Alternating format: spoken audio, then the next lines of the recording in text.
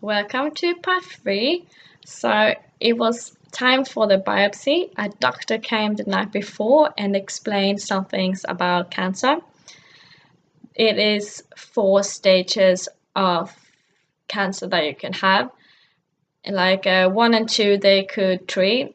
Stage 3 to 4 they could just prolong your lifetime. So I knew that it was 50% chance I would survive this. Then he said something about death, and then he gave me a pen and I have to sign a paper. And the next day, around lunchtime, it was time for the biopsy. So my boyfriend was coming at 11 or 11:30. They came into my room around 10 and told me that you only have 10 minutes, then it's time for the surgery. So I quickly text my boyfriend who's on his way, and I feel a little bit bad that I couldn't say goodbye in person because who knows, I could maybe die on that table. I can't tell you too much about the biopsy because I was obviously asleep, but it can take 2 to 4 hours, but mine took actually 6 hours.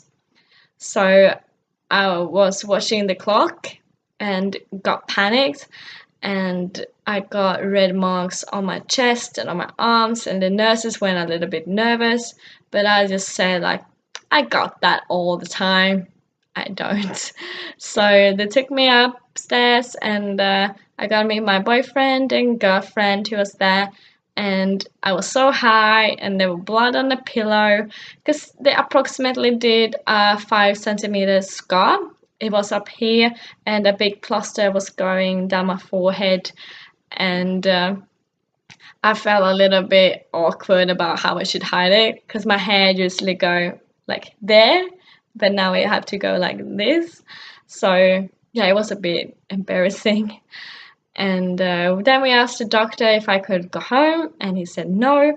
So my boyfriend get a little bit frustrated and ask every nurse and doctor if they know something, and they don't. So on Sunday evening, a doctor find us, and he has the result from the biopsy, and he explains it in such a weird English that I don't understand it, my boyfriend doesn't understand it, so we asked the doctor if he could explain it a little bit easier.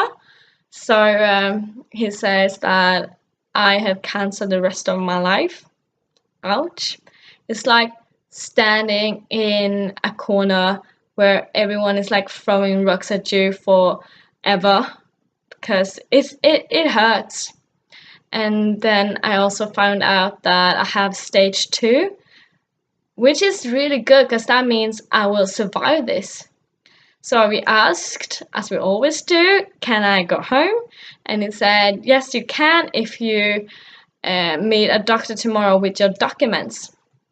So it was next morning, Monday morning, and I met the doctor and his team, and they said that it's not gonna be any surgery because my tumor sits in a weird place, and that hurt a little bit.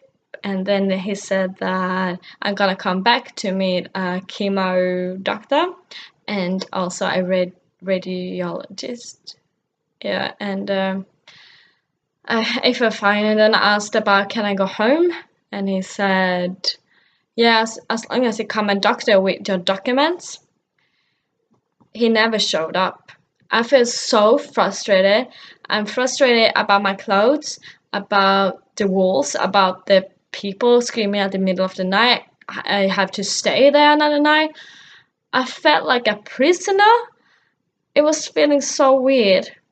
And then he came. Like it was late in the evening. It was maybe 10 or 11 something. And he just said like, sign this, and a pharmacy will come and write the medicine out for you, and then you can go home. So I called my boyfriend, and the pharmacy came and changed my plaster, and then I was free. I can't even explain how it feels like. It's like a hallelujah moment. And I think I told you everything that is important and the things I remember, and some things that I still want to keep to myself. And one important thing I didn't tell you is how I told my friends. One of my best friends, I did actually call, and she cried. I don't remember if I called or texted another friend, but she was there for me all the time. I created a messenger group for my university friends, and then I had a girl who told me the same week I went to the hospital that she was pregnant.